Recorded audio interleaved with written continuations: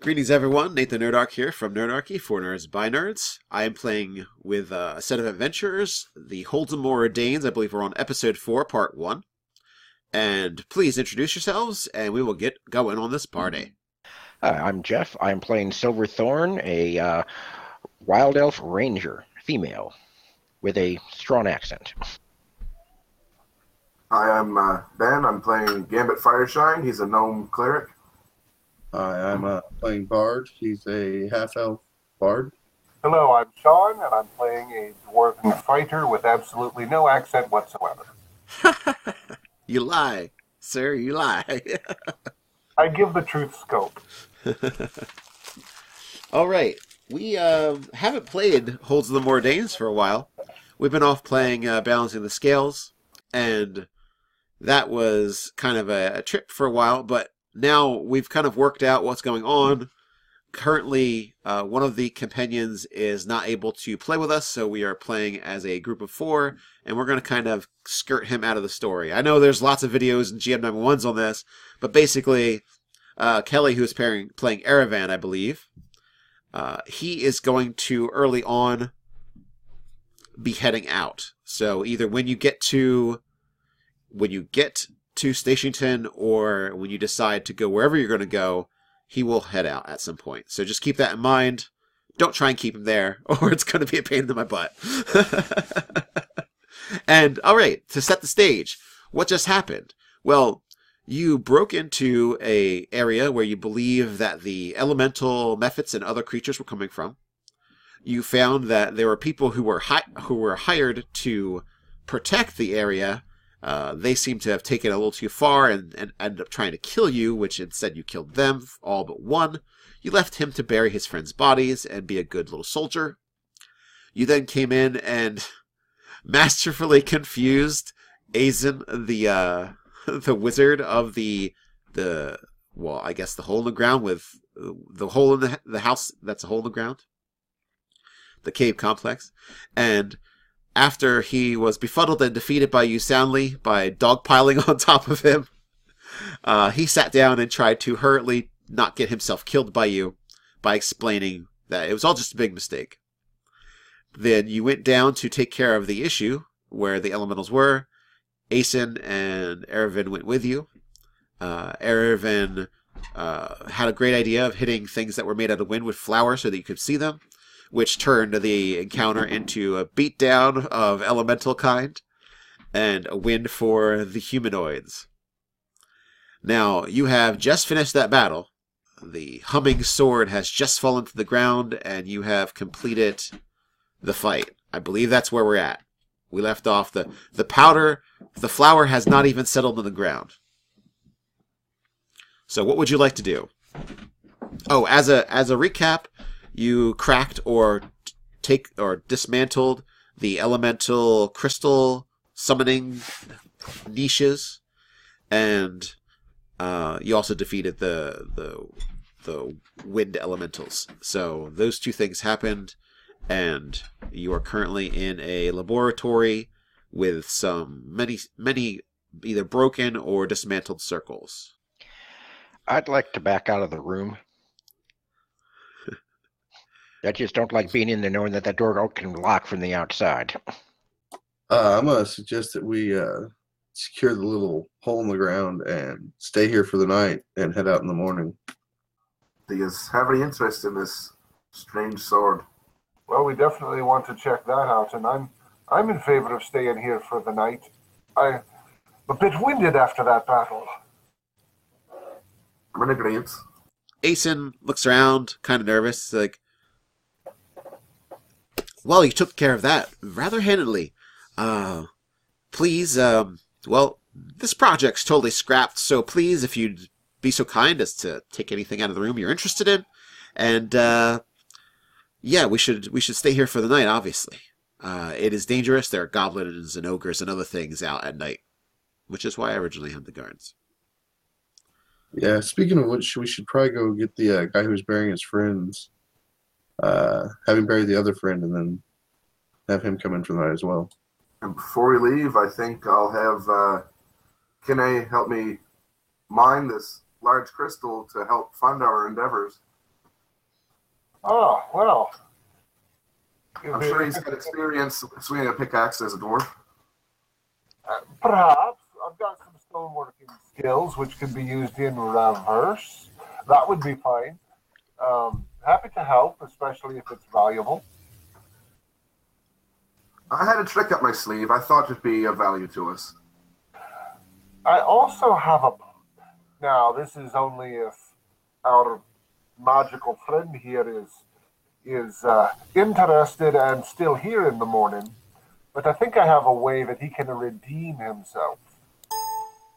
Because if he just shows up at Stationton, he's liable to just be killed on the spot for the trouble he's caused. Well, no one's died. He doesn't know that. Well, you guys know that. But he doesn't. Oh, okay. You're saying this for his benefit. Oh, absolutely. I got to turn him on to my plan. It's like, You know, this is part of the persuasion. He does have to pay his dues now that he's messed up like this. yeah, he does seem a lot more calm than when he seemed to be very frazzled when he thought he was talking to a dead man. But now he seems to be more collected after the combat, and he seems to be more orderly in his thoughts and the way in his actions. Yes, of course, I would definitely attempt to compensate any wrongs that happened from this failed experiment. Well, not just monetary compensation, mind you. I'm thinking that your experience here could be used for good purposes. And I know just the place that can be done. So if you're willing to take that road, you will be in a chance to learn more about what happened here and how to apply it in a better way. I would be interested in completing the research, but I feel like this might have been a book opened too soon, so to say. Well, there's one way to find out, and you'll be in a place where you'll be kept safe. You won't be able to get in above your head, so to speak. I hope. That does sound rather nice. Well, And you won't be in the town where people want to bring you harm because you destroyed the tavern and other buildings. And I did no such thing. your creations did, which lends you the responsibility. They got away, and they shouldn't have been there in the first place. I only had a few that were supposed to come through. And again, It's that dang wind spirit. And the fault lies with you, sir. And you know that. You said this much before, but I'm giving you a way where you can be comfortable, apply your learning, and perhaps learn other things, and you will be a positive instead of a negative. If you don't want it, you don't have to take it. Well, I will see. Wait till my father hears this. Well, anyway, I will be up in my lab gathering my things together. Go about and stay wherever you'd like.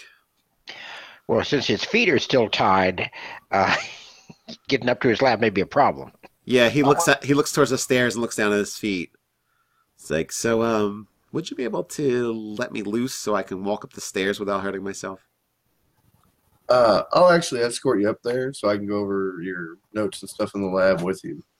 Okay. If you, as you take him up there, he starts gathering some things. It's like, oh, there's a few things missing. I must have dropped them in the hurry or wherever my pack was. Well, anyway, here, I might as well gather up the rest of this stuff to see what actually went wrong. He starts rifling through things, and if you show any interest at all, he will go into detail on elemental theory and summoning. No. Well, it's barred here. So. Yeah, I probably would. I know the others probably don't want to have to do that, but I know while they're, I guess, finding the crystal or whatever, we do still need to send someone to pick up the other guy. Oh, that's true, yeah. I suppose that's the job for me. Erevan will go with you.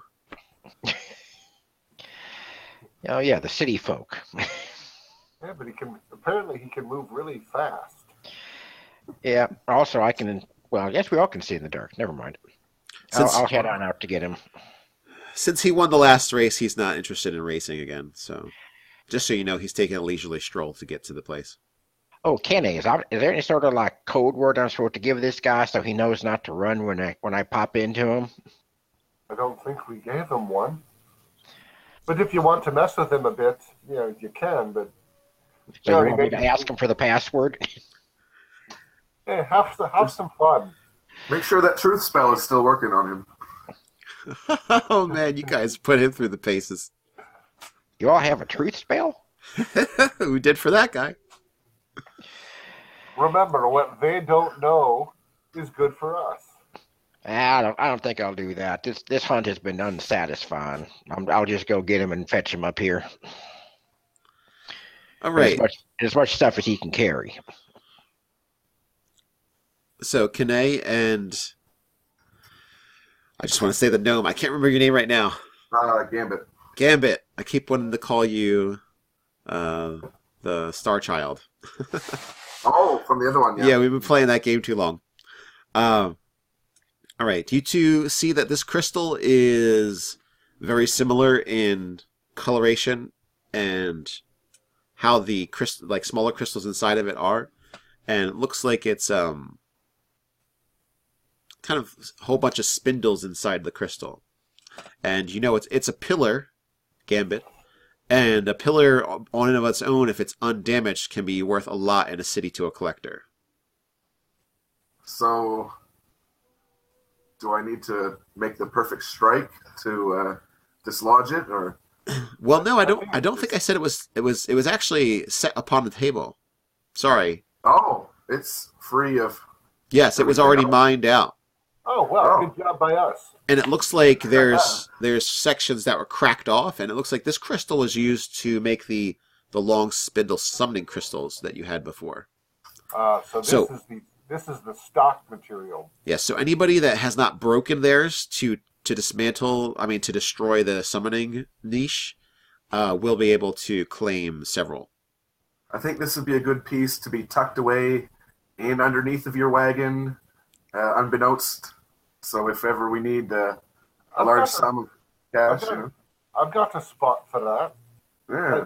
The wagon does have a compartment that, for valuables, and a lock or two. Perfect. We might be able to find a bank or some ship or something that we can unload this on. You also find a collection of antique jeweler's tools.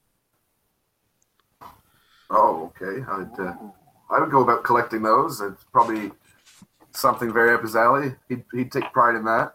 Yes, and you also find a lot of this fine mesh that was used to make the actual collars.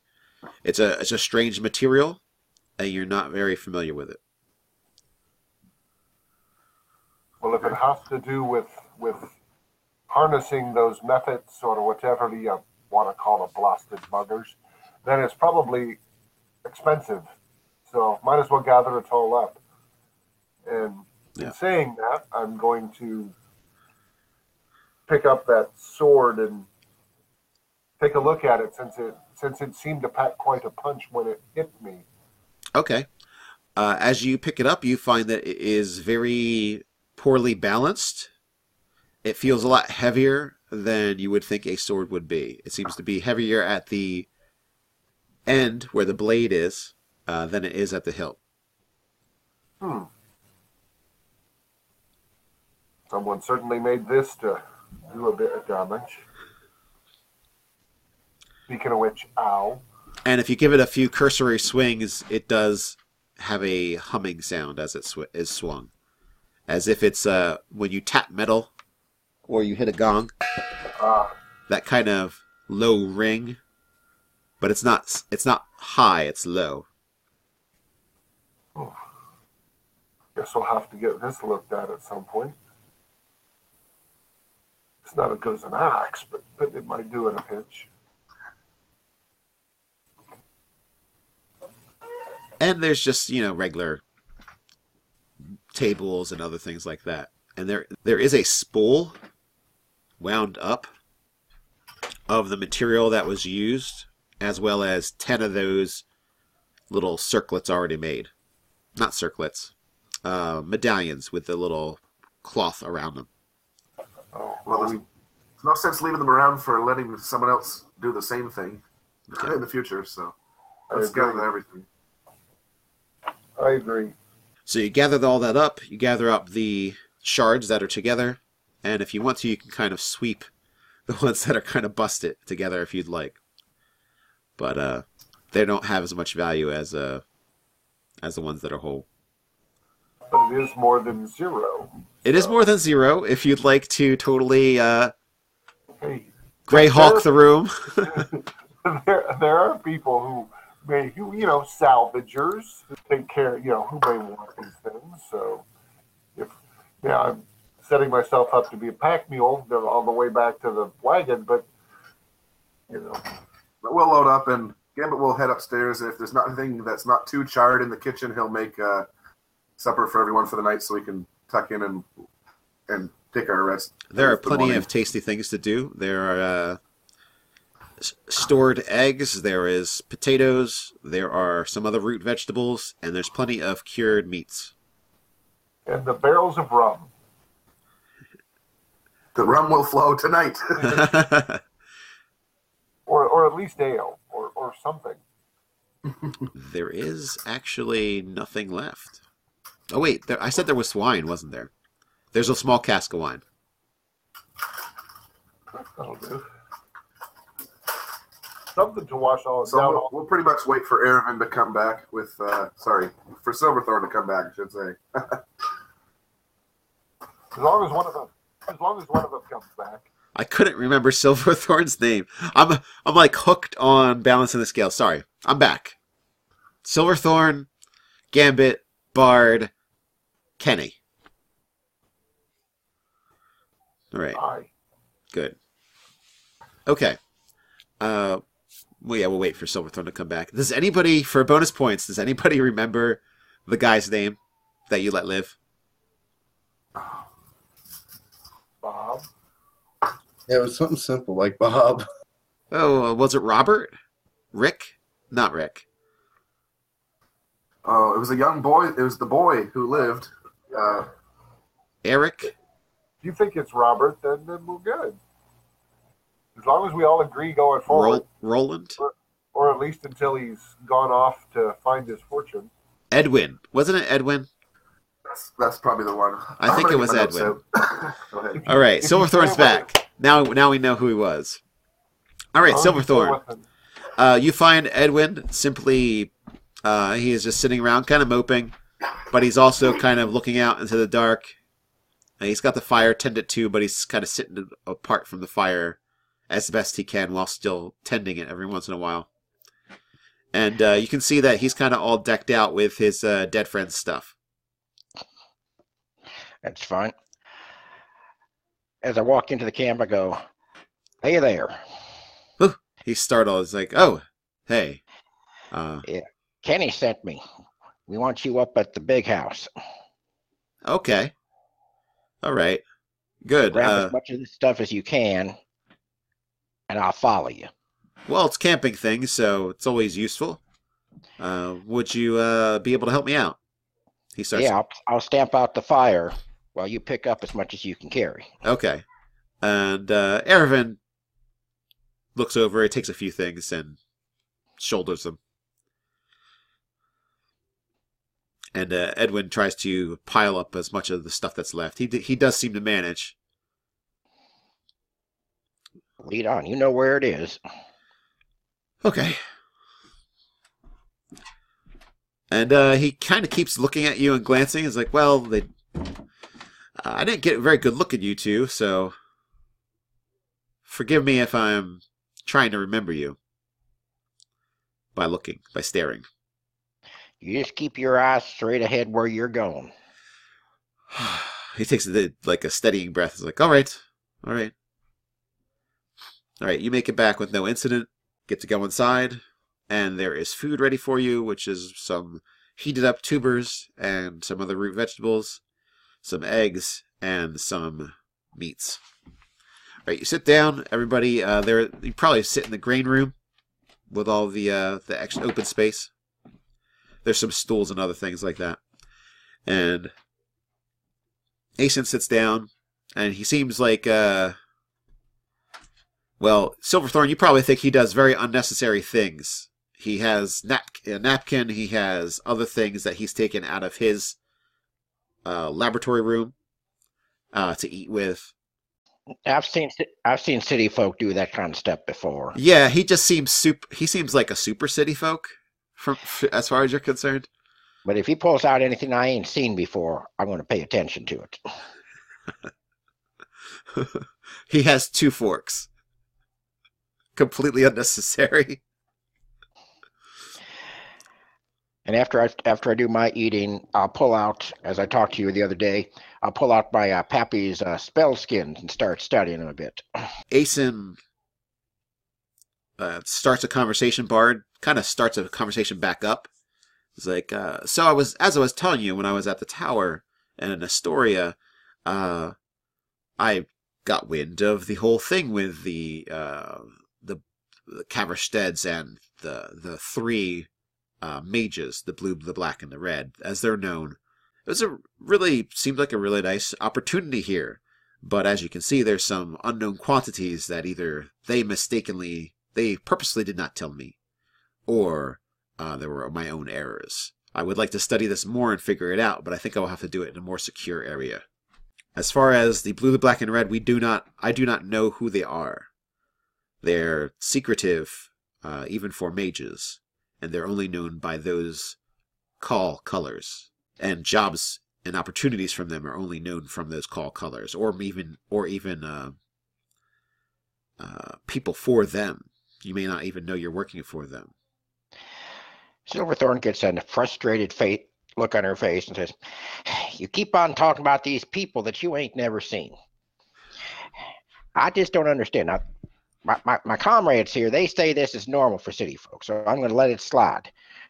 I'm just letting you know, every time you talk about people that you've never seen before, that you get jobs from, you're pissing me off. You understand that?" Well, it's actually probably good for him. It allows them an enemy, so they may not come after him because he don't know who they are. And a what of me? Yes, it allows for a certain level of protection from the general populace. No one knows who they really are except their closest friends or allies. And I guess anyone that betrays them may end up dead, so they don't have to worry about those either. I just mutter under my breath and go back to my spell skins. Just to make sure we're all saying that I did not betray them, right? There's just some error that has occurred, whether it's my fault or just the fates themselves. But he keeps nervously looking over at Silverthorn. But that's enough about those people that I've never seen.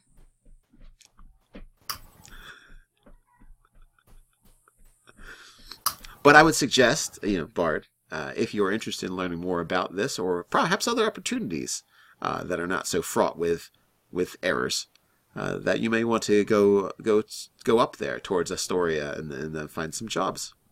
You look like you have the aptitude. Seems like it could be fun. And he quiets down, especially with another nervous glance at Silverthorn. And Edwin's just kind of eating solemnly and quietly and quickly in the corner. And he starts setting up kind of like camp within the interior, because you're still kind of in a drafty cave. So you could legitimately set up camp as if it was outside. It's not super warm. So he sets up a fire and other things, and which, there's areas arranged for that as well. And make sure that the doorway is closed up top and everything is kind of sealed up for the evening. Not too sealed up if we have a fire going. No, there are some natural vents that you can see the smoke go and recede to and go out. Not enough you can see stars through. All right, you guys taking watches? You got 2 people that you don't really know and her kind of problems? Yeah, definitely take watches. I'll take first watch there, guys.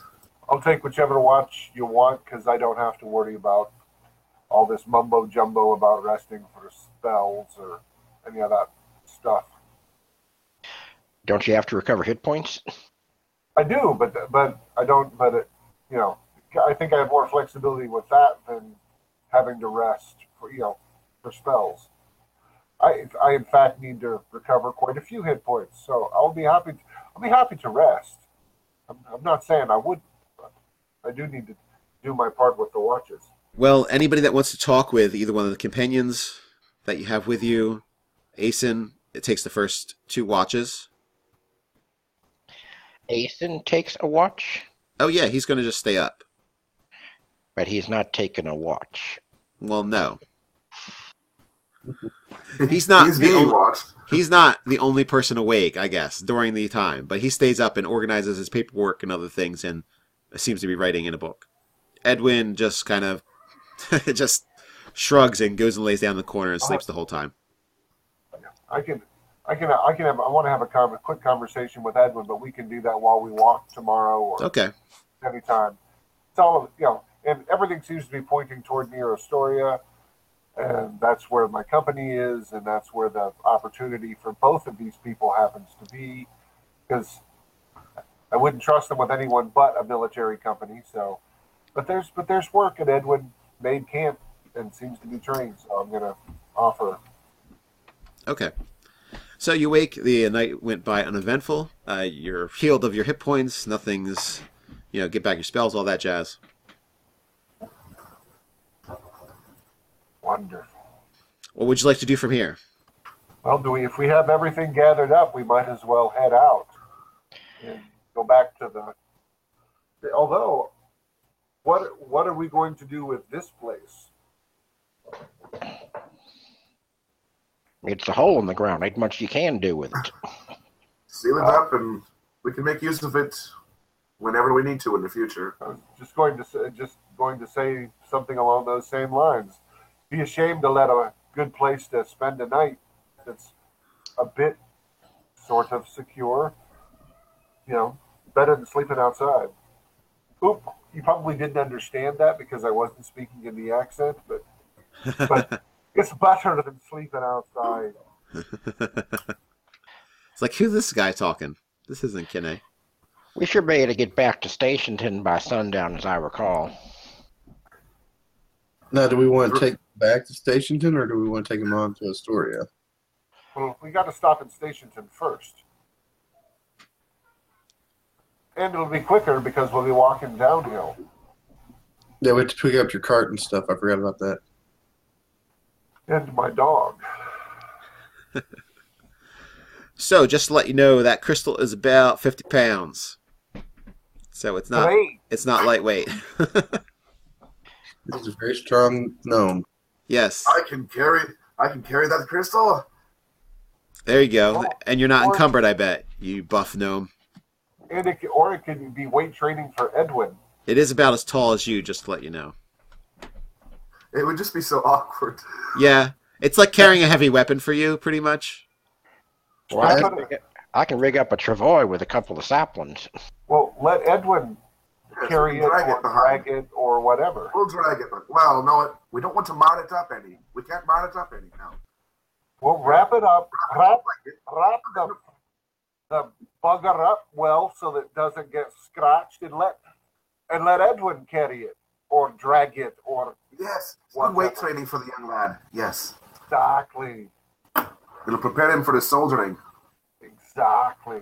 He hefts it, has it wrapped up in a bundle, and he's got it thrown over his back with his pack.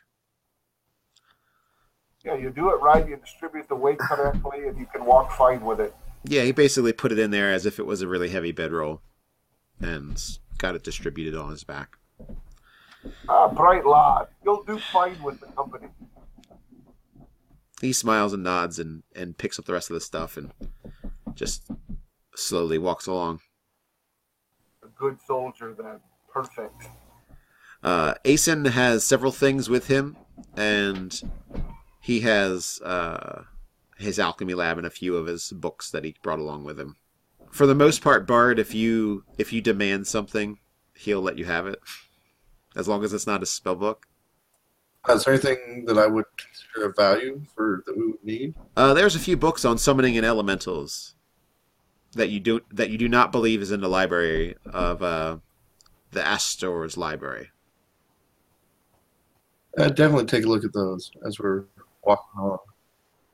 Well, they're kind of weighty, so you stumble every once in a while you're reading them. I'll switch out basically whichever one I'm not reading, and I have some of his notes and stuff when he was running around. One sec. I'll switch them out and give him what he needs, and then basically carry whatever. So you're traveling along. You go back to your the original campsite. There's pretty much nothing there. It's just kind of, stamped out fire from earlier, and nothing much as far as what's left behind. So if you didn't grab anything yesterday off the people, it's not around. I took their jewelry, Yes. especially from the one guy as he fell. Still coming to terms with that coming out in me during battle, but okay. Yes, so I recall you taking that. Just make sure you write down anything if you grab it, because I'm not writing it down. So if I say something, oh yeah, like there's this thing, then you didn't grab it, it's gone to the internet and beyond.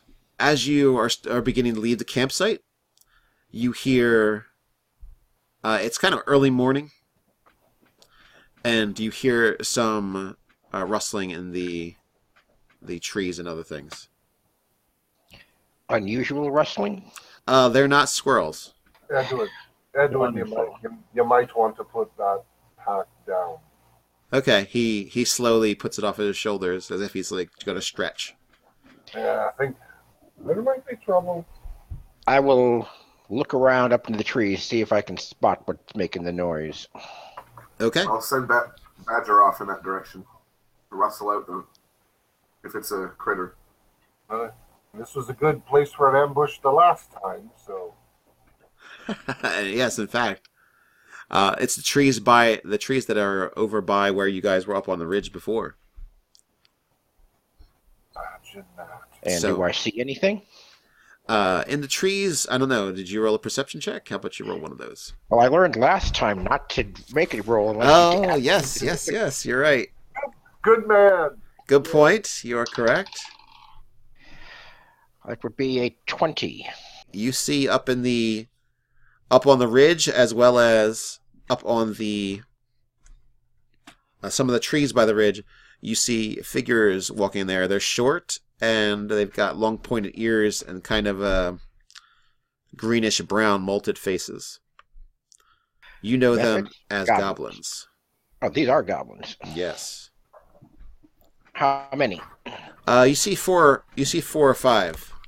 But one of them has seen that you have seen them and has motioned to the other group, and they start skittering off the cliff, off the ridge, back and away. I spotted some goblins up there, and unfortunately they spotted me. At least 4, maybe more.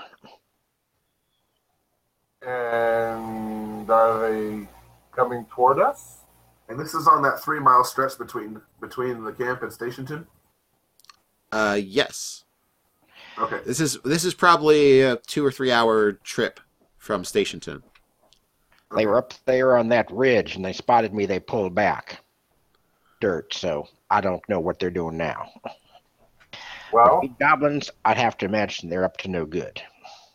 well, probably, but do we want to make that our problem at the moment, or do we want to get back to Stationton and keep a wary eye? Well, if they're already here, they may know about the hole in the side of the hill. We don't want that full of goblins if we ever want to use it again. So you're saying we should go after them. Let's see what they're up to. How far away was it that I saw them? You were at the old campsite, and they could have probably ambushed you if they tried. But it looks like they ditched instead. But I mean, how distant from me? 100 feet, 200 feet? You would say about 50 feet, and then another 20 Ooh, or that's so really up. close. So Oh, it doesn't sound like they were looking for trouble. Despite what you might hear, I've known their kind to be peaceful at times. Could we have Gambit possibly tame an owl or creature friend an owl and keep an eye on while we head back. See what they do. If they follow us, try to ambush us again. If there's one around, we might be able to persuade him. There are some birds in the trees. So, You could probably call one down. if one would do me such a favor, I would ask it of it. So it says seeds, Seeds? Oh yes. berries. Let me look at my pouch, and I'll see what I have. Yeah, and I'll offer you always seem to have some something grains for. or seeds, whatever. You have a handful of stuff that you usually try and persuade things to do stuff for you. Or Squirrels and berries nuts. and nuts. Yep. Yep. So it pecks a few, and then it goes okay, and flies off. A few more go after it, and it zips along. I'll just ask it to follow the goblins, and if I can't really give it too much direction, but Yeah, I can tell it to follow the goblins. That's about all I can do. yeah. So if we see it coming back, we'll know that they're coming back. Eventually, the bird's attention span, it'll just ignore it, ignore them eventually. So if they're coming to be a threat, you'll probably find out because the birds will come back. If you wait a few moments, they do not come back. Okay. They've moved, so I can let the group know that they've moved on, and I don't think that they are going to be a threat to us if we want to continue on down the road. Yeah, based on what you know about bird activity and what they were willing to do for you, yeah, most likely they're not here. All right, I'll continue on down the trail, but I'll have my bow out and an arrow notched. Okay. Yeah, best to be careful. Yeah, and Edwin has a sling. We'll do our best to get back to the wagons and maybe purchase whatever we need to get to, what was the Astoria? Yeah, Astoria. That won't be a problem. So is Astoria a real big city like Stationton? The correct answer would be yes, and at the same time, no. It's like. Astoria, Go ahead. What is that? Astoria is bigger. Bigger than Stationton? You could put a few stations in Astoria, at the very least. You could put 10 Stationtons in Astoria. I don't want to scare her. You know, I'm just letting you know, Kane. You know how big it is. that's where my family is. How do they get enough food for all them people? That's what all the farms are for. They farm it out, Other people do it. Gambit, as a woodland creature, is a bit wary at the thought of such a large city, but it's just as well intrigued at the same time. Mm. We hopefully won't be there, long. I mean, I don't mind seeing my family, but they're other anyway. You make it up to Stationton without any big issue. You notice that several of the merchants and other people that were out when you had first left yesterday, their wagons are long gone, and the stalls are empty where they used to sit. Your cart has been carefully placed by the station corral. I mean, not the wagon corral. The wagon shed. Dang it! I just still don't have a good name for that. Barn? The wagon garage. They're all put there, and the way station is looking pretty decent for a few days of work, as well as while all the food is gone, looks like your wagon has been cleaned and kept nicely. Ah, well, bonus. There is some activity because it's like early morning, almost afternoon by the time you arrive. There's some activity around, and several of the older people tip their heads to you and say, "Oh, well, what'd you lads and lasses find out?" Well, come and have a drink with us at the tavern, and we'll tell you. But the tavern burned down. They've been working on it. It's pretty decent. It's not totally finished, but people have already. That did not stop people from putting in some chairs and other things and tables on the subfloor. And al fresco. yes, and they're a little rough hewn, and you might get a splinter if you're not careful. But they're serviceable for the time being, and you can see Stephen and Gerard are over. Looks like they're over a forge, with some griddles, and other things laid over top of it for cooking purposes. Ooh. I got in trouble from my father when I tried to do that with a forge. Ah, but he's not here. Yes, indeed. What would you like to do? You're back in town. You've got all your loot. At some point before we head off, I'd like to go back to the library and talk to the librarian about a little bit of magic she had been using last time before we headed out. And if you hold on to those books. Yeah, I have the books on summoning and elementals. Yeah, that's something he doesn't need to have at the moment. Aeson goes and says, "So who do I talk to about kind of making this all right?"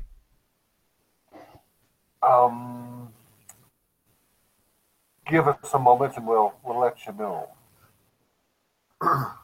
And actually, it might involve going toward Astoria, along with Edwin. I asked some people if there's been any trouble with methods since we've been gone.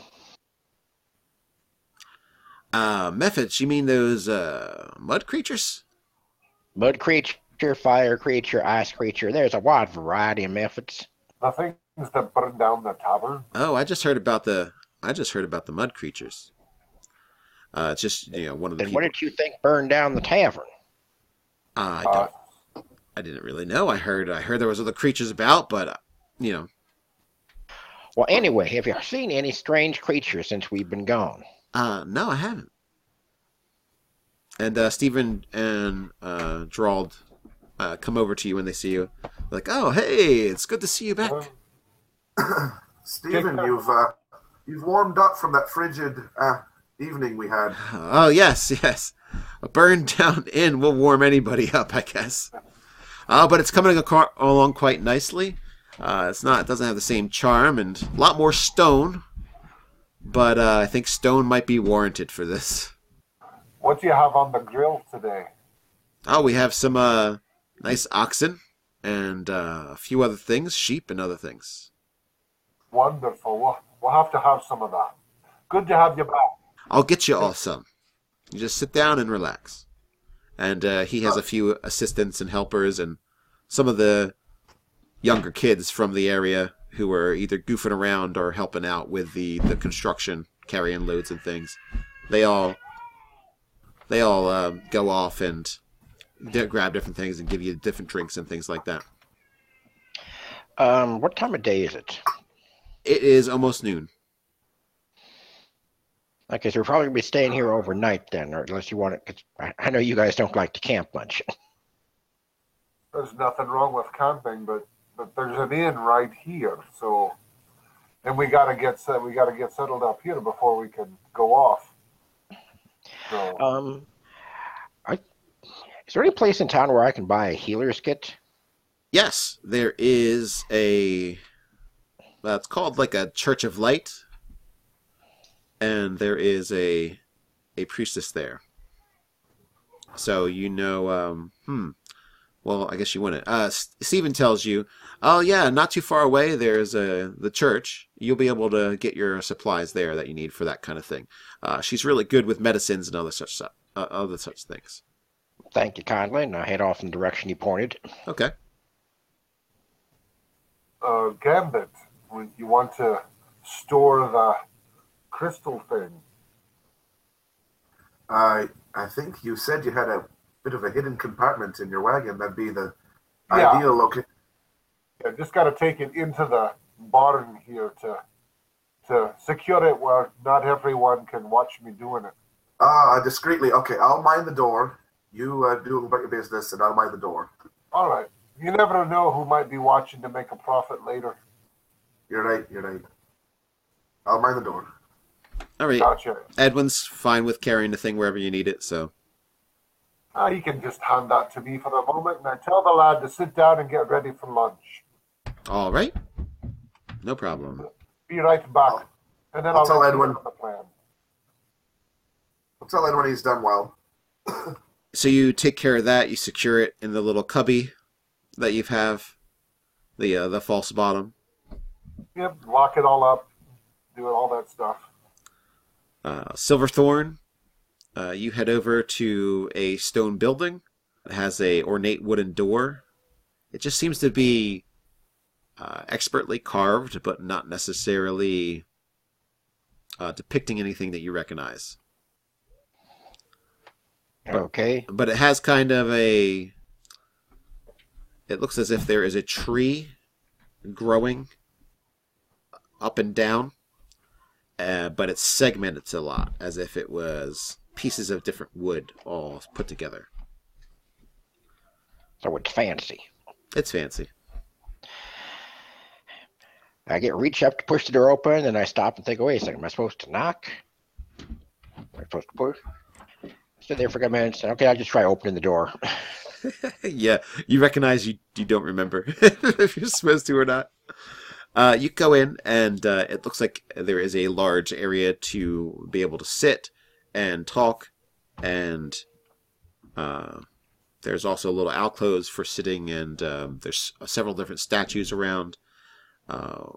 One of a woman dressed in a lot of cloth with her face hidden. Another with a man who looks very strong, lifting a large rock.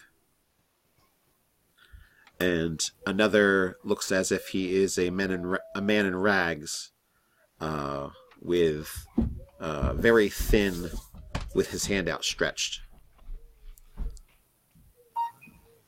I call out, "Hello? Anybody in here? Hello?" Just a minute. Just a minute. You see someone hurriedly whisk around the corner, but she slows down. It looks like she tried to run and then stop, and then walked more regally. It's a woman in very thick covering robes. They are kind of a light gray to dark gray. And she has most of herself obscured. And she says, "Greetings, welcome to a Church of the Light. How may I help you?" I was told that I might be able to purchase a healer's kit here. Yes, we have things like that. Is that all that you require? Well, it's probably about all I can afford. Normally don't have one, but my friends and I have been running into some difficulty recently, and might be handy. Well, I have some salves and other things as well. Just the healer's kit. All right. From a mitigating perspective, my medicine skill isn't all that good, so if I need to keep somebody from dying... You got to do it somehow. All right, she packages it up. It's in a little satchel bag. And how much of that be? Good question. It's 5 gold good for you. I wouldn't exactly say it's good, but it's what I can afford, so I give her the 5 gold pieces. Okay. She takes 4 of it and stows it away in her clothing, and she takes one of it and she puts it in a very strange looking slot in the actual hand of the statue of the beggar, and it clangs down into some hollow. That's right peculiar. And she turns to you, does a little bow, and says, "If you need anything else, you may ask for Sister Rosaline." Okay, thank you. And then I go out. I do have one other question for you, Nate. Yes. It says it was late fall. Based on my past experience around here, do I have warm enough clothing for winter currently? You would have brought that with you. At least okay. a light winter, you'd probably think, oh, I'll probably make something along the way. That's what I was wondering. Well, I got my skinning tool, so... Yeah, so if you want to do something like that, you're going to have to find something soon. Mm-hmm. Yeah, particularly since the bears are going to go into hibernation soon. Yeah. That's all I got. Then I guess I'll just I guess let's head up towards Bard's place, that library or whatever. Okay, that's where Bard was heading as well. Yeah. It'll take me a while to get there. Yeah, you could probably track him along the trail if you hoof it. I'll remember where it was, but Okay. I'm not trying to catch up to him. Just no particular hurry. Oh, all right. Okay, Bard, you are at the Astor Abbey. It just seems normal. No big deal. Nothing weird going on. I've lost my notes in the travel for holidays. I forgot what the librarian's name is. It Helena? Helene. Helene, okay. Has Silverthorn caught up with me yet? No, I don't think Silverthorn's going to catch up with you, so you got a little bit of time on your own. All right, I'll actually go ahead and head on in and start a conversation with her. Okay. If she's still here. She's around. Once you close the door and everything, kind of like, take off your outerwear or whatever that you have, you hear her coming up from the basement steps. And as she comes in, she goes, "Greetings. Oh, Bard, you're back. It's good to see you." Good to see you too, Helene. I actually wanted to ask you about something. Oh, would you like to sit down and have some tea? Sure. All right. So she goes in and gathers some things together and brings them out, like shortcakes and other things, and plenty of hot drink. Says, "Well, I always have some on, so it was very easy and no trouble at all." What did you want to ask? I was actually going to ask you about that the other night when we came through with my new friends. You had everything set up for people, like a fire ready but not burning, and there was some humming with some magic, but that stopped and the fire started as soon as we got here. Was there anything you want to tell me about that? Oh, well, I tend to like it a little cold, that's all. And I do have some ability in magic. I've been passed down through my lineage for quite a long time. I just don't really mention it to anybody. Okay, I'm not trying to pry specifics, but the reason I asked is we'd had some recent method activity around, and Oh dear, well, I don't know how to get those to be conjured up. we actually found the summoner and took care of that. So Oh, excellent. I just want to make sure you didn't have like a cult downstairs and you were going to start kidnapping townspeople, stuff like that. She looks down to the basement. No, there's no... Goodness, no, there's no cult down there. You say the strangest things sometimes, Bard. And she sips her tea. You know that's just storage down there. I'm assuming I've been just about everywhere in the library. So. Pretty much, unless there's some kind of secret corridor you don't know about. All right, I do go ahead and mention the books on summoning and elementals, and pull those out and see what gives me, like, see what her opinion of them are. Okay, she gingerly takes them. You can see that she is used to handling old books and possibly deteriorating books, so she's grabbing them as if that might be the case. She's like, "Oh, these are well bound. They seem to be a compilation of a few things that I've seen previously. We did not have this collection, but were you thinking about adding it to the library? You could get some money to go anywhere if you need to go someplace, or it's for a rainy day. I do have some money about for you if you're interested. I always do like adding to the library." Yeah, I hadn't actually thought of that, but I don't see that being a problem as long as let me go through and basically hit the highlights, get some notes on it, and then I could donate. Yeah, sure. Well, I mean, it'll always be here for you. Yeah, I guess I'll go ahead and do that. I'll Okay. start copying some notes out. She says, "If you don't mind, I don't really like to haggle. This is kind of the standard price I pay for a book." And she sets down a bag that's very jingly. Oh, cool. I'll take the bag. Okay. I guess I'll take move over to an actual table for writing down, take some notes on the book or on the summoning and the elementals. And I'll be doing that for at least an hour. All right, great. You're doing that for an hour. Helene, you can hear her humming in the other room. And she is cleaning books and doing other things around the area and other tasks. Silverthorn, you arrive at the library. Well, the last time we were there, because of our problem with the fire methods, I checked out one of the fireplaces, and you said there was a log in there that looked like it had been there for at least a year without being burned. Yes. So I'm just going to mosey on over to their wood pile. Okay. Is there like fresh wood there, just all old wood? It is older wood. Yeah. You would recognize it as kind of maybe someone cut a little too much the previous year, and it wasn't used, and now it's might be getting used this year, but it has definitely been cut for a while. No fresh wood. No. And you're pretty sure Bard stays here, but he hasn't gone through this pile yet. And I suppose there's an area where normally somebody like split wood before they burn inside.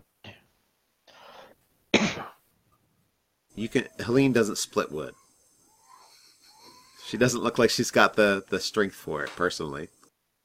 It's just I'm not sure what it is, but something's not at me. But I'll go on in and see if I can find Bard.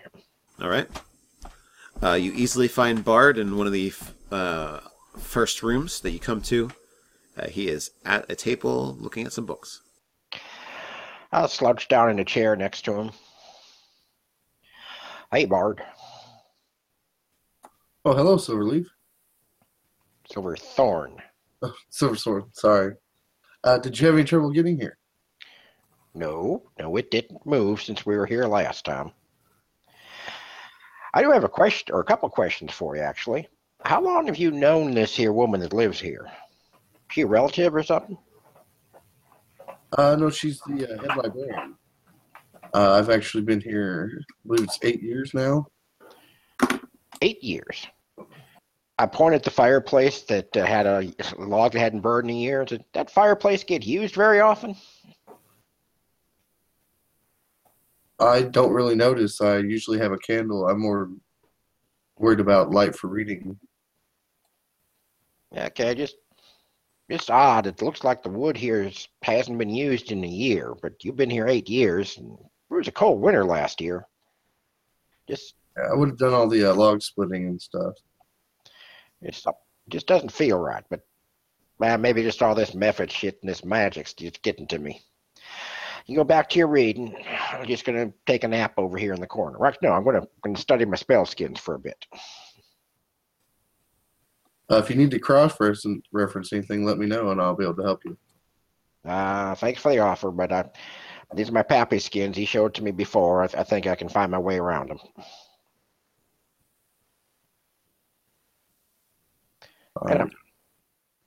A Bard, upon hearing Silverthorn say something about that, you didn't think there was anything odd about it. You have noticed that if you've ever kind of cut flowers and put them in the house, they don't seem to stay very well. And you've also found that, now that thinking about it, the wood that you seem to split doesn't stay too nice for very long. Must be some kind of insects or something, turning them kind of like munching on them, chewing on them, turning them into a little bit of brittle and dusty, quicker than you've seen wood do before. Now, is it just is the wood furniture and the books, they're fine though? The wood inside, yeah. It's all stained and lacquered and other things. And yeah, that is weird. So he's worried, but since he said he's been here for 8 years, no problem, I'm not worried anymore. You're like, yeah, Bard's not dead. I guess there's not a problem. Now you just shifted that worry on the Bard. Poor Bard. Yeah, I'm One more phobia. Would I? What would cause that? Would I know like stories of stuff that might cause? Do you have Arcana? Yeah.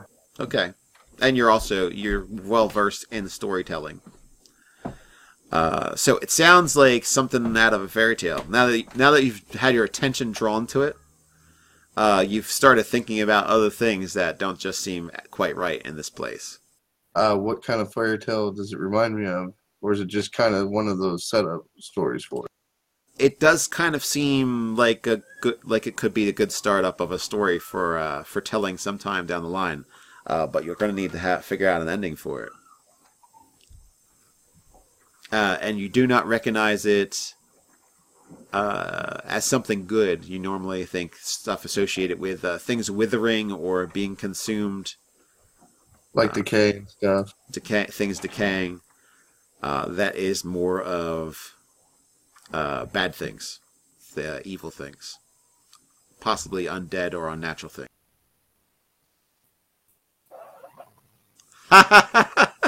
Preferably an ending other than they all died. Yes, indeed. If you'd like to roll an Arcana check, you may.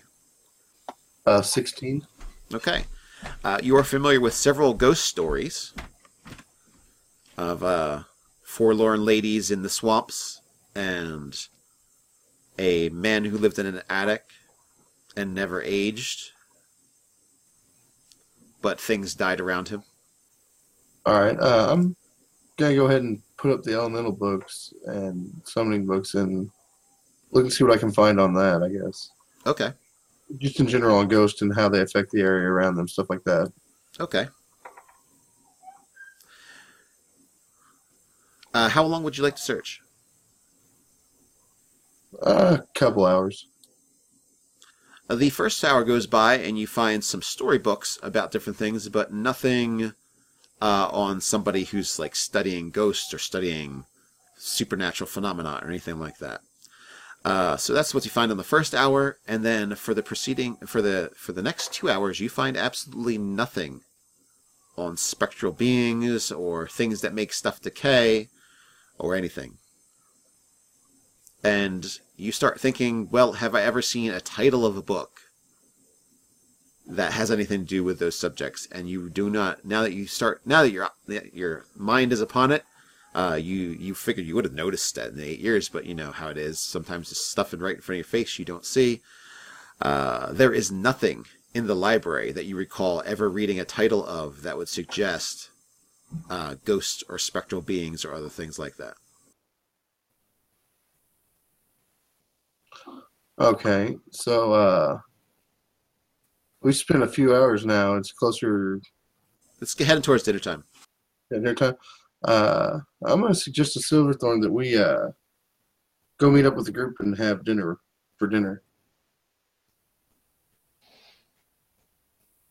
Oh, you mean back in town? Yeah, not in the library. Yeah, okay. Every once in a while, Helene has brought out something to eat or something to drink or other things like that. Just seems like almost kind of like clockwork. Every hour or two, she'll bring something out. When you say like clockwork, is there some sort of meaning we're supposed to take out of that? Or? No, just she seems to be very. What's it called? It seems that if you want something, she has usually already given it to you. Like, oh, you wanted something to drink? Well, she already brought in drinks. And then maybe an hour or so later, you'd say she's brought something else in. Is it the same stuff each time? No, it's different. All right. Especially if she sees you ate all of one thing, she'll bring out another. But, you know, after a few hours of this... Well, she brought in those shortcakes and stuff. That's just way too sweet, you know. Well, if she noticed that you didn't touch any of them, if there's some left, she'll have brought something in more savory, like sausages or something. Yeah, Bart, that sounds good to me. Let's just head on down back to town. Okay. You hear Helene call. It's like, oh, you're going to be leaving? Did you want to bring anything with you? Yeah, what I brought with me. Yeah, I think we're good. We may be back after a little bit. Oh, Just meet some friends in town. okay. She says, thanks again for bringing those books. I put an extra thing in for you, Bard, Okay. for selling them. Oh, okay. In the bag. Mm-hmm. Yeah, it's a little surprise I found along the way. I guess I'll actually go ahead and look and see how much was in the bag. Okay. There is 100 gold pieces in the bag for the 2 books. Oh, wow. And there is also, on top of everything, there is a large, what looks to be a silver, not a silver coin, a crystalline coin. And it is iridescent and has a rainbow hue to it. All right. I'll take it out and look at it and ask her what it is. Oh, that's a crystal coin. If you haven't seen one before, it's a thank you for the books. Normally the fee is 50 per book, if it's an appropriate one. And I decided, since you're such a good house tenant and you do so much around the abbey, that I wanted to give that to you as well. I don't recall where I found it. It's very long ago. All right. I'll thank her and I'll put everything back up and put it in my pocket and head on our way. Okay.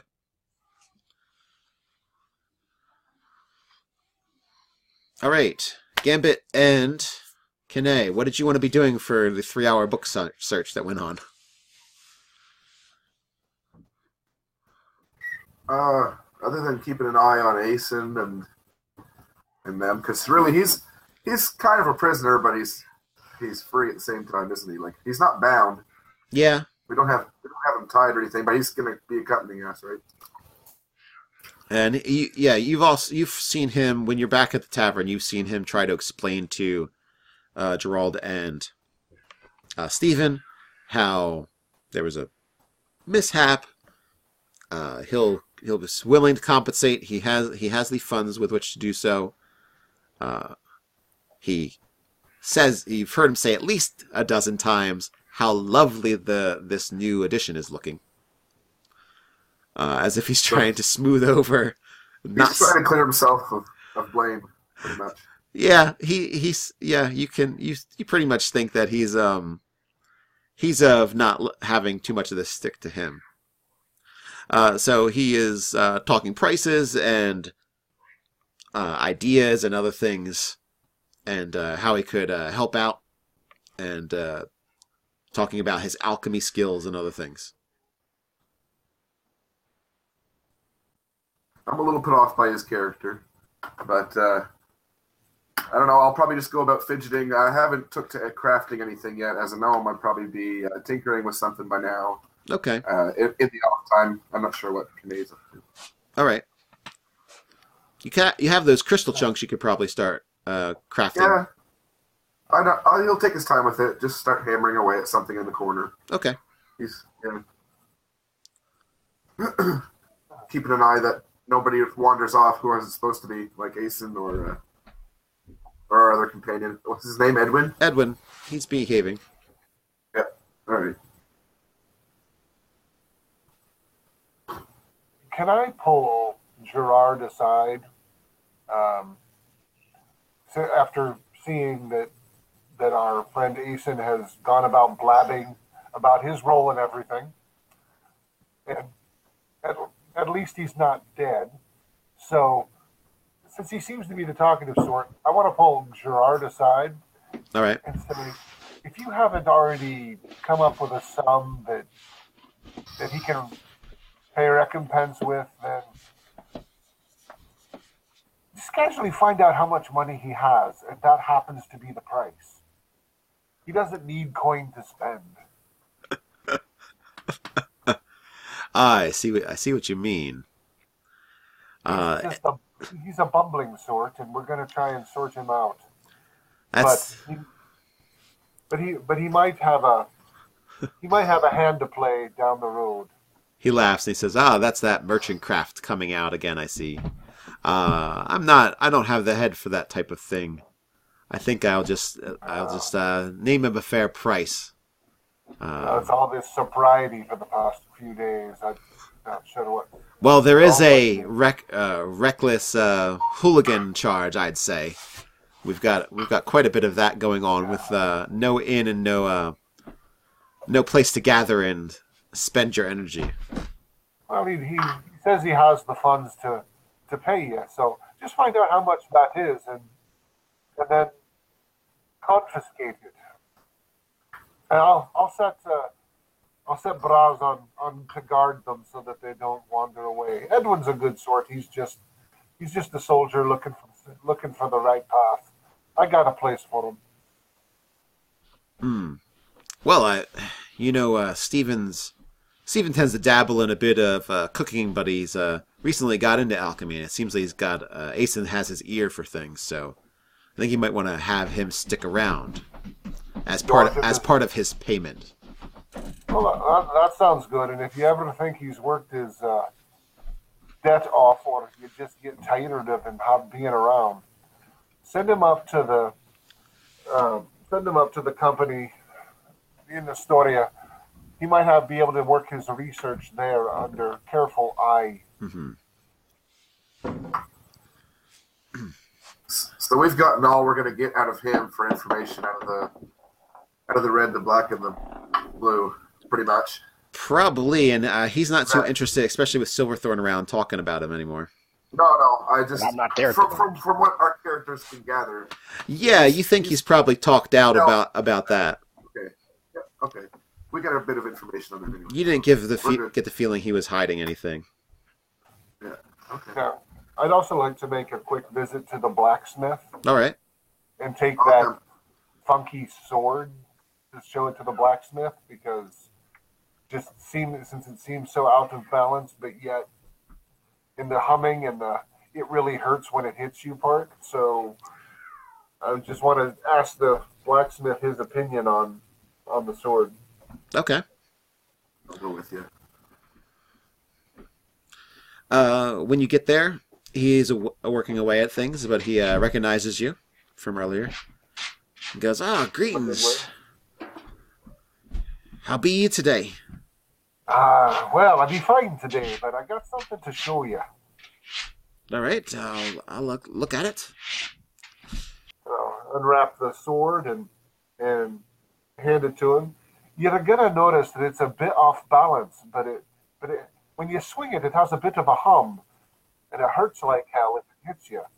So I was just wondering if you could, you're an expert at crafting these things. So what can you tell me about it? Okay, he looks it over, and you do notice that he is excited when he sees it, when he feels it, and he's holding it, and he's looking at it, and he's spinning it around every which way to look at different angles of it. It's, where did you find this? I found it in a little hole in the ground. I thought when I started swinging it, like what you're doing, it seemed a bit odd to me, so I thought I'd bring it to someone who could tell me something. Yes, it's odd for what it would normally be thinking you'd use a sword for.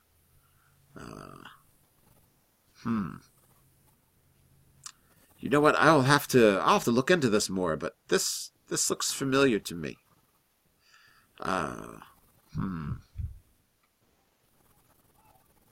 He's you can see him like touching the cross guard, and his hands trembling a little bit. And do you mind leaving this with me? And I'm going to have to test it a bit, look at it some more. What can you leave with us? How about my shop? Just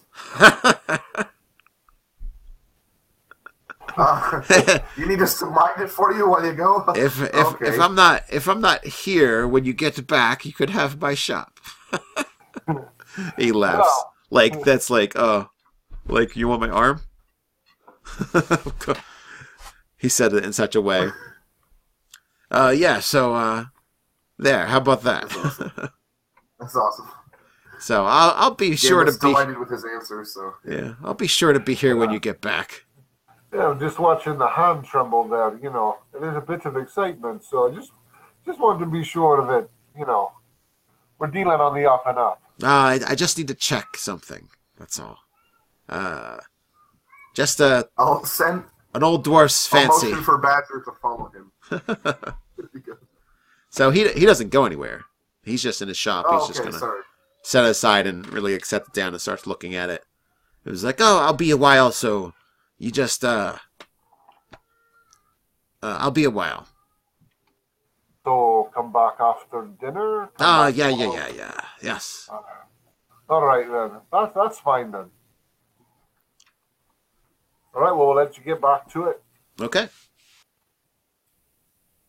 And I'm just planning on heading back to the tavern and have some of that wine that was mentioned, and get reacquainted with my dog Okay. a little bit. He's- And wait for the others. He's happy to see you, calm but happy, and the others come around soon. Silverthorn and Bard walk in, and so the crew is all together in the inn. Aravan, you could see him. He has been off on his own. He's been talking with other merchants that are up in the upper tier. So, yeah, they did build an upper tier in this one as well. The old inn had an upper tier.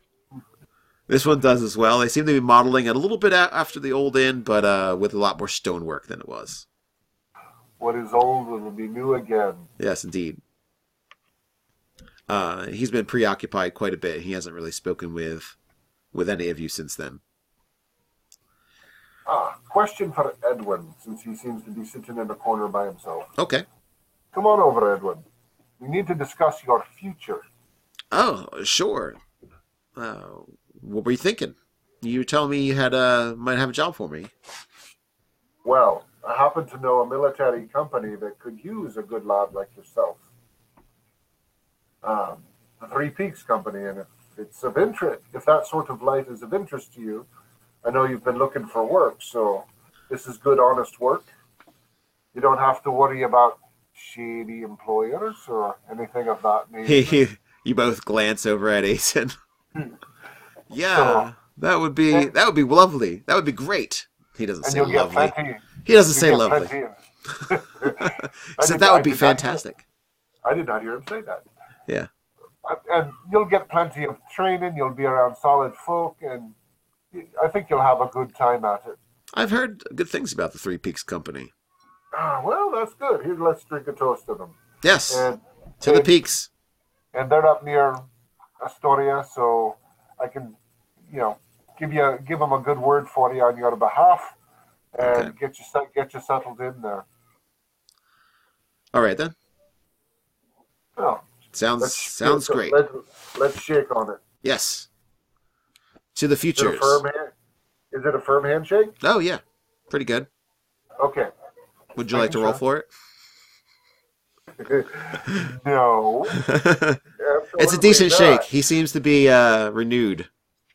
I am happy to not roll a die. Yes. If I roll, only bad things can happen if I have to roll a die. Yeah, no. No. You're toying with me now, lad. Stop it. All right, so you're all in there. You're all enjoying some food. You have not had to pay for anything since you've come back. Well, that's right, Andy. I go over to Kenny and I say, Kenny, Yes, I hear you offering these jobs here to Edwin and Asen. sure. I really hate to do this, but I'm almost broke. Do you think I might be able to get a job with you for some stuff? Oh, well, it's not a job with me, per se. It's a job with the military company that would be paying them. Oh, I don't know if I can make that kind of commitment. Well, see, I'm on leave at the moment from that company, so I'm a bit, now that I've bought the wagon and everything else, I seem to be a bit short on coin myself. But I figured I could do them a good turn while I was at it. Unfortunately, giving out coin is not one of my specialties right now. I need to acquire some coin. Yeah, No, well, but I can send these past troublemakers to a place where I don't think they cannot do any harm. it's just winter's coming, and I figure the free food around here is liable to dry up pretty quick.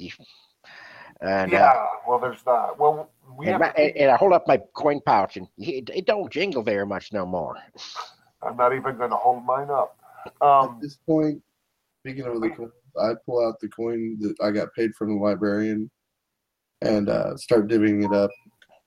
I think if we well, managed to sell those 2 books. Where in the world? well, there's that old proverb: "Seek and ye shall find," or "Ask and ye shall receive." Well, bless you, boy. So how much do you give to each of us there, Rick, so I can know how much I should thank you? Jarl has granted us favor. Be grateful. He's on our side. It's 25 each. I don't know if the merchant is coming back or not, but it would be 20 each then. I don't know if our merchant friend is. You said he's still around, or is he just heading out? Well, let's do this. Let's make it 20 apiece and call it a parting gift to our friend there. All right. Yeah, Well, thank you kindly there, Rick. That's mighty generous. Aravan did say he was interested in getting back on the circuit, the Circle Road. Well, this will give him some starting. What's the word? Capital. There you go. Something. All right, so you each have 20 more, and Bard, you have 80 less. And assuming that chaos doesn't erupt during dinner, before I find a nice quiet corner to meditate in, I eye the fire suspiciously. Well, here's a question. Well, this is for dinner conversation, but what do we do now? Is there a place for us to go? A trail to follow? What do we do now? We've heard the black and the blue and the green and the red, brown and the red. Just the red. The black, the blue, and the red. Yeah, well, I don't remember that as much. So I can pick up my own colors. There's a purple in there somewhere. So what do we want to do now? Is there anything we feel we should do? Well, I'm just all confused about how you can get paid by someone that you can't see. Rick's right here. He gave me money. I got money. I don't understand this whole association shit. But you guys keep on mentioning Astoria. People who want to keep secrets. So it's not like we need to find some Caversteads in Astoria and beat on to their black and blue and maybe bleed them a little red till they tell us what's going on. Well, that is a fine plan. Cheers for that her plan. style.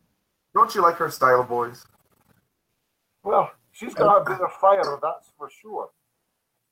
Anyone who can argue with you during combat is got a good place.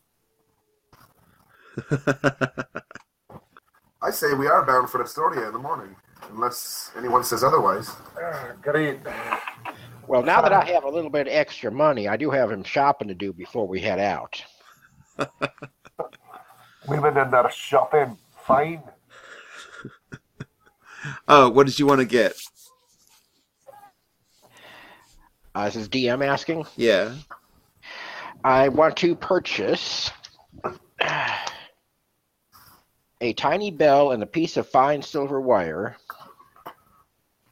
a small brass brazier, and 10 gold pieces worth of charcoal, incense, and herbs. That sounds very specific. and a large winter clothing, or warm weather. All right. Well, you can definitely get some large winter clothing here. The other items might be a little bit difficult to scrounge up here. This is a way station in between cities, so it doesn't have everything. Well, I can ask some of the merchants that are here. As I understand, our first night here, there were several merchants. Yes, that's true. Travel merchants. There are a few merchants around the place, and you're saying I could ask them tonight. yeah, you start wheeling and dealing with several of the merchants, and you can find all of the things that you wanted from a variety of different places. For how much money? Well, anything that's has a price listed, just go with the price. So, if it's 10 gold of such and such, it's 10 gold. The bell is going to be a silver piece. And Okay. what else did you want to get?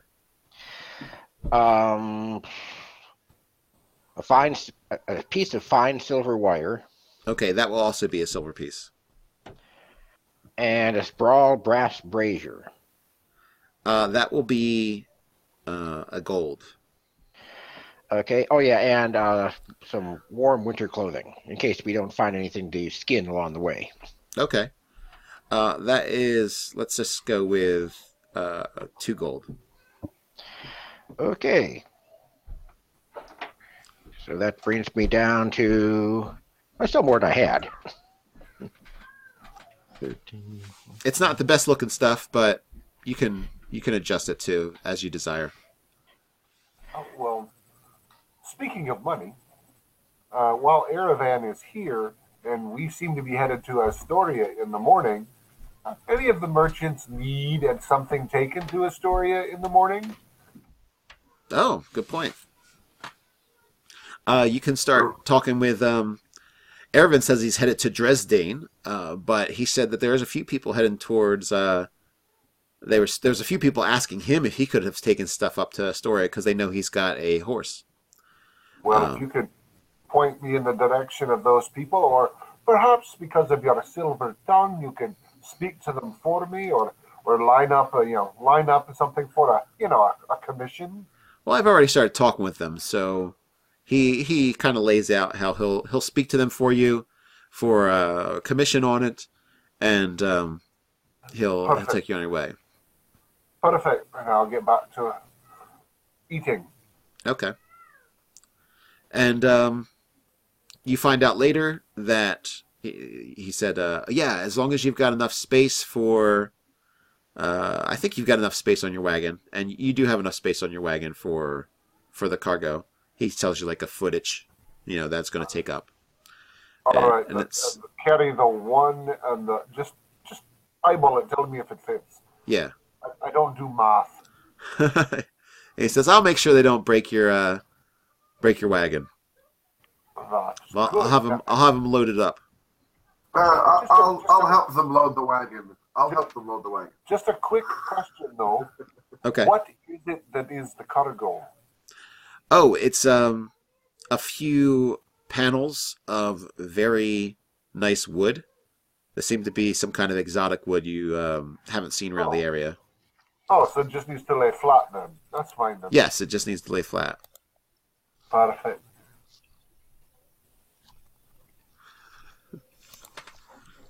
Yeah, so it just needs to lay flat, and he's like, just make sure you don't mar it. Don't put anything down that's going to cut into the wood.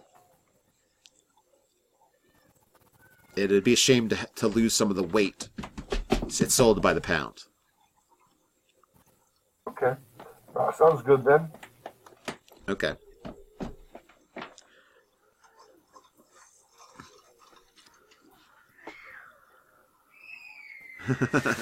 So he says, "Great." He says, "You give it to this wood carver, part of the Odin guild, and he should be able to compensate you all the way. So you just have to pay 50 gold now to them for Okay. and And then how much are we going to receive? you should be able to receive 150 gold from the people. That is the prearranged thing. All right. Well, then let me go secure the funds. Yes, and if you could pay me 10 gold for the transaction fee, we'll be all set. Well, here's the 10 for you right now. Oh, thank you. And then I'll go get the funds now, and I'll Yeah, sorry, Kenny. I spent my money already. That's all right. That's all right. You just won't be able to profit on the venture at the other end. I'll give him. I'll hand the whole 20 back to Kenny, having not spent any of it. Yeah, Here, I will petition the rest of the party to, hey, since we're going to Astoria anyway, I just got a deal on, I guess, taking some wood up to Astoria from here. It's fancy wood, but we have to, if we pay them 50 now, we can get 150 when we get to Astoria. I thought that sounded like a good deal for not really doing nothing. Yeah, it's the Erevan explained. It's the only thing that they had to take up there, and they were hemming and hawing about it all week Yeah. because they couldn't broker another deal to make the trip really worthwhile for them. Well, it sounds like we can triple our money in just a day or two, so that sounded like a good plan. Since, Well, it's about a 7-day trip. well, still, if we can make, if we wouldn't be spending the money on the way anyway, so might as well. It's kind of like if you're involved in a contest and if you lose, you're going to die. You might as well bet every penny you have on yourself, because if you lose, it doesn't matter anyway. This is true. Not that I've had experience of that. I'm just saying. So if anyone would like to get involved, Yeah, I'll throw 15 gold at it. I got 20 or 25, whatever you need there. I've got well, if he's got 15, I've got looks like 25 that I could put in. Or pick how much, pick what size stake you want.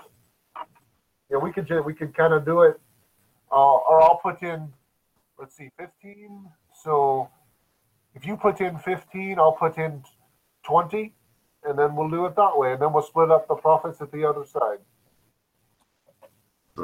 Okay, so I'll throw the 20. Okay, that's good. No, I was gonna throw the 20 because my responsibility for because I brought in the deal, so I'll take the bigger risk.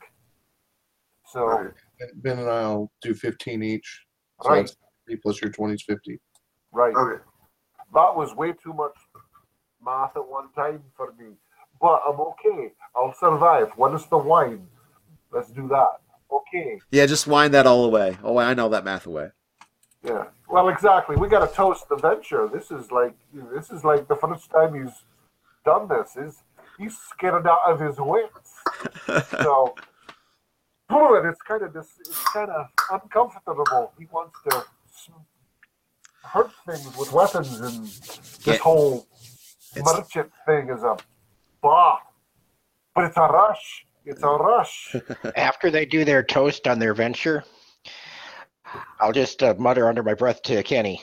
And how much does your company normally pay my tribe for escort? I take a sip of ale. Sounds like I don't know, but I'm sure we can work something out. Sounds like it's going to be going up in a couple seasons. Yeah, we'll just see. Even though I don't think we've ever charged you when the Three Peaks companies come out to deal with anything, but that's okay. We'll all make something on this. I'm just pulling your leg, Kenny. Hey, you're coming up. You're a guard. We're all guards, and we're going that anyway. So we'll take care of you at the other end. No worries. We're in this together. I'll scratch Drew's ear. All right, so I just didn't have the 50 to start out with. I had to beg. So all good. So you're going to go visit the blacksmith again? Yes, before he leaves town with my sword. I'm gonna ask Jared. I saw I'm gonna that. ask- Sorry. I'd like to ask Asen, since he has experience handling magic things, if he knows anything about Ghost. He kind of looks taken aback a little bit. Like, ghosts? I know a bit about ghosts. You did summon elementals from another plane. Ghosts are on another plane. They're a bit different, I believe, in theory, but I do not know in practice. So I would say, ghosts, I think, are of the undead, similar to if you've ever seen an animate skeleton or beings called wraiths. I forgot the name of the city we're getting ready to go to. It's not Dresden. Astoria. He has some experience in Astoria too, he said. Yes. Ask him if he knows anywhere where I might be able to look up the history of ghosts or someone I might be able to talk to in town. Oh, well, there's a library, and you know what? I can give you a reference to somebody. While I am not at the tower, I do have some people I'm in good standing with there. Oh, yeah, that'd be awesome if you give me a name. Sure. I know you can't stay here, but I'll write a letter of reference for you for several people, and just apply it to whoever you find. I'm not sure if they're all there, but at least one of them should be.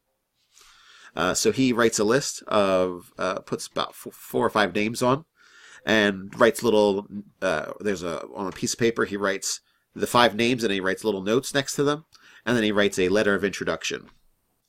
And then I said, just when you sign your name, fill the person's name out at the top, whoever you find. And your letter of introduction will be fine for any of those. all right, I thank him. Does Silverthorn see this transaction? Sure. This writing? Yeah. Well, this whole thing where you're introducing to people who aren't here, it's just odd. You're very visceral and present.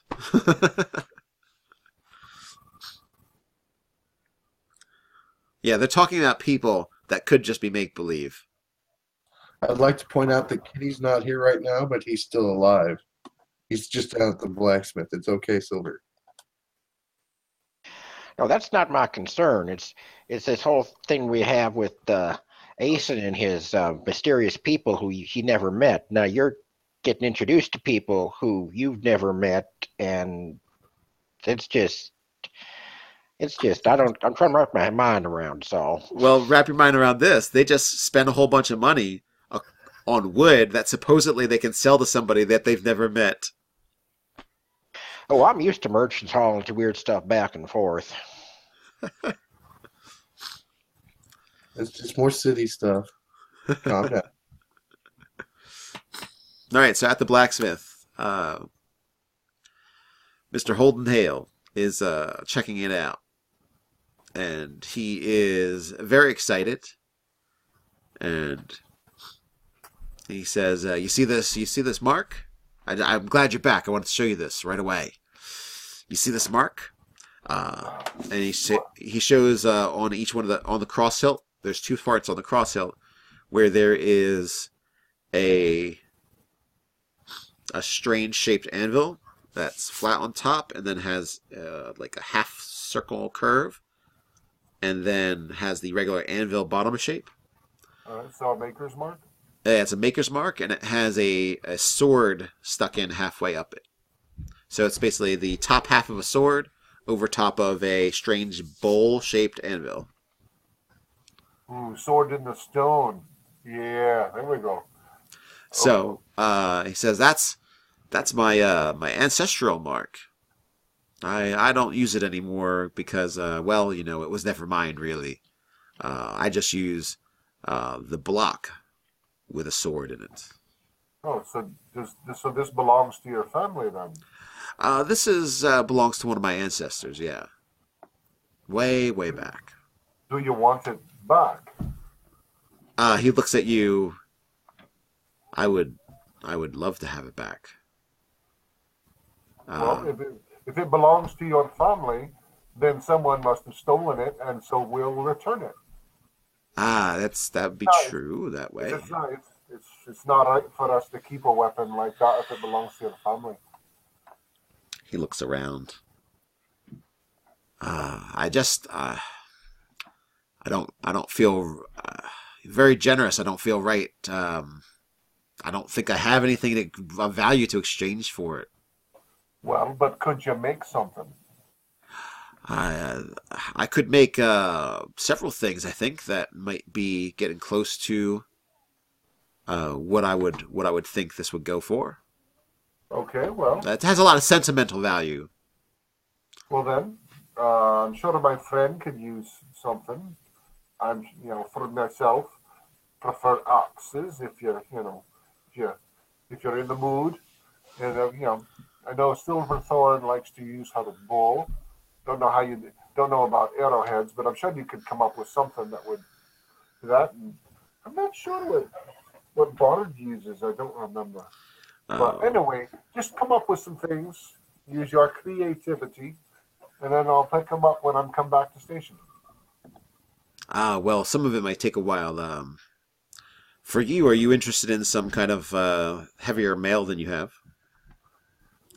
That would be. Ooh, well then, yes, that would be fine. Something, the chainmail's nice, but if you have something heavier that could be modified, that would be fine. Yes, I do have something around here I could start working on. That would be fine then. And something from a friend here. All right, all right. Don't want to leave out my friends because they were there too. Well, mm, yes, Friends are important. yes, this is true. Perhaps you could come by with them sometime and we'll talk more. But it is all right for me to hold on to this now, and Well, yes, it's yours now. Yeah, I mean it was yours before, but it's again now yours. you So don't give it back. you see his like shoulders just like relax. He's like sighs, and he just holds it and starting muttering to himself. He goes, this I don't know how to tell you how much this means. Um, I'll get to work on something special for you. Of course, no problem. And I don't, family things are important, so I get that.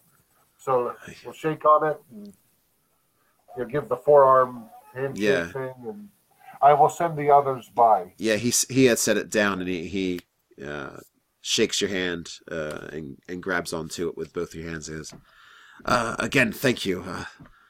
It means a lot. The dwarf found this. Well, and I can tell you for true that it hurts when you get hit by it too. So it was well crafted. And he It's followed. a bruise. Yeah. I bet. I bet. He takes you to the door, and you don't know when he normally closes up shop, but he closes up shop once you leave. Sweet. And hey, if you come down to the tavern, we'll have a drink. That would be great. Perhaps another time then. Oh, Definitely. absolutely, absolutely. Don't want to impose. No, absolutely. When you come back next, I will see you again. Yeah, it'll probably be a couple of weeks, but I'll send the others. Will you be open in the morning? This morning? Yes, tomorrow morning I'll be open. Sure. I'll send the others by then. Okay. And he closes up. And I go back to the tavern, sit with the dog, drink some wine, eat some food, socialize. Wait, is there anybody in the town other than Gerard and Stephen that we need to tell about what's going on or what happened or any of that? Does anybody care? Ace has been gabbing about it pretty hard. He just won't shut up. He's talking with them. Because Bard could put this into a good story and entertain the folk. Yeah, well, he's talking with Steven, he's talking with Gerard, he's talking with other people in the inn, talking with people that come ask him. So So I he's guess telling a bunch of people who are drinking alcohol that he was responsible indirectly for almost burning down their town. That's not the way he's saying it, but I'm sure you could probably take his words and say that's what happened. But he's definitely using I'm not worried about me. I'm worried about one of the drunks. as long as he doesn't get himself dead, I mean, don't forget, we had to haul some unconscious people out of that burning tavern, too. This is true. Some people got hurt. This is true. including Stephen. This is true. And just I'll check with what's his name? The one other than Stephen. Gregor. Gerald. Gerald. Okay, just want to make sure. I want to give Gerald the look and ask him if he's gotten the money from our Gabby friend before he gets himself robbed. We're settling. Don't worry about it. We're settling on a price, and he's offered to stay on and teach some alchemy to Stephen. So they're all working that out. It's not my place. I just run it. Just keep an eye on him. Don't let him get in over his head. We'll make sure he doesn't get into any trouble here. Perfect. Done. All right. So in the morning, anybody would like to go to the blacksmith can. The night was uneventful, unless you wanted to make it eventful. I'll move you on down to the blacksmith before we head out. Okay. Might as well. All right. Is he there? Oh yeah, he's there. He opened up pretty early. Morning. You can see him craft it. He's working away at something at the forge. Morning. Kenny sent us. Ah, Kene, that's great. It's good to see friends of a friend. Yeah, that's what I said, Kenny. What can I help you out with? Well, he said that you might be willing to do some work for us in exchange for that weird sword that he gave you. Ah, yes. What would you be interested in? I do not think if you pick a weapon, I do not think it will be a problem. Well, although I'm trained in long sword, I think I do better with a short sword.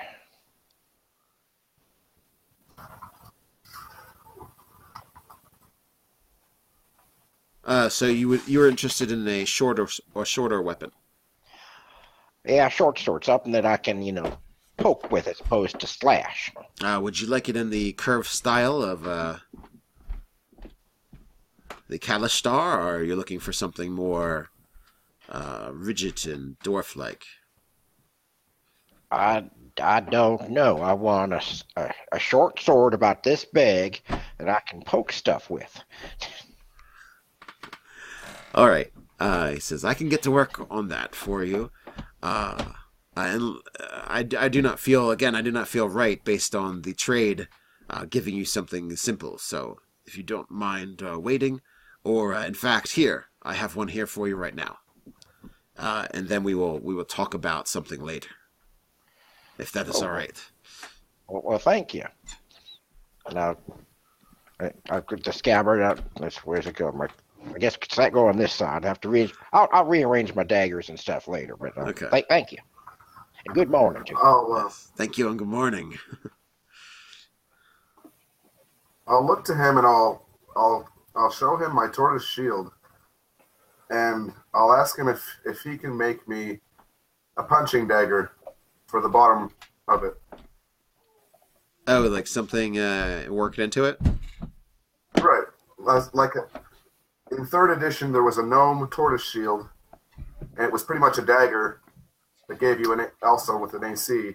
Okay. I was trying to get something like that. It's the shield with a punching dagger on the bottom, pretty much. Okay. If it's possible. Now you say tortoise shield. Is it still made out of like metal and wood? No, it's an actual tortoise shell. Oh, okay. Large tortoise shell. Okay. Yeah, I believe I could get something added to it, but you'd have to leave it here if you're going to be going on a trip or anything. I'll leave it with you. I will leave it with you. Can you accommodate me with another shield for the time being? Oh yes, of course. I'll leave this one with you. So he's like, I believe this one's going to be about your size. Doesn't have the exact. This will do nicely for the time being. He tries to. He can see he's trying to fumble for words to talk nice about your tortoise shell, but he's coming up empty. It doesn't have the same That was harvested from a fine seaside location. quality to that. Yeah, it's a sea turtle.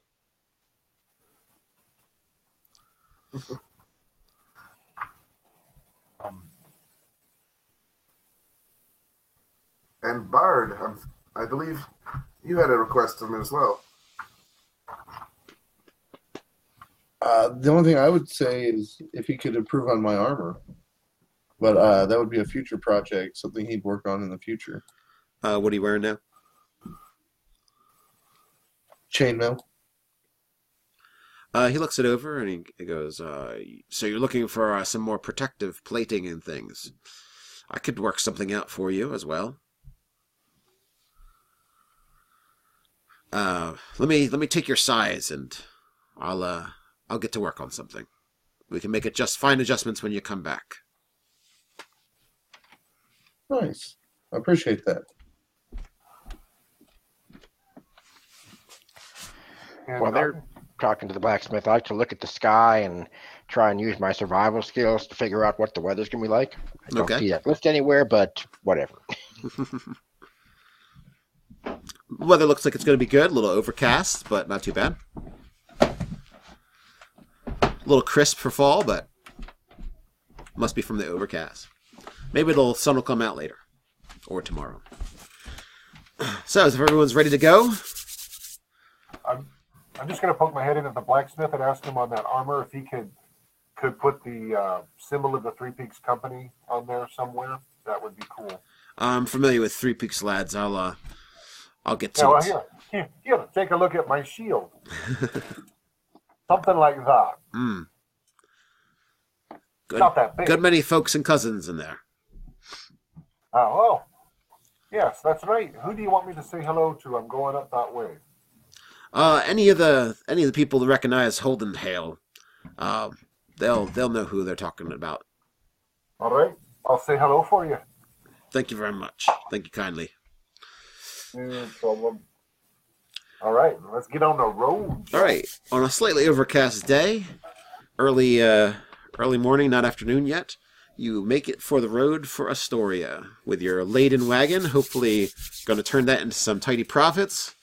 Maybe even see Darline while you're up there, and hopefully not get into any trouble. It is a long journey, so there might be trouble afoot, but hopefully people like the Three Peaks Company and the Merchant Circuit Guild will keep the roads clear for you. So we're going to wrap it up for right now. For part 1, we'll be on to part 2 shortly. Well, shortly for us, because in moments, but shortly for people watching for tomorrow. Let me know what you think in the comments below while you're at. Like, share, and subscribe. And until next time, we'll be in Astoria. Stay nerdy.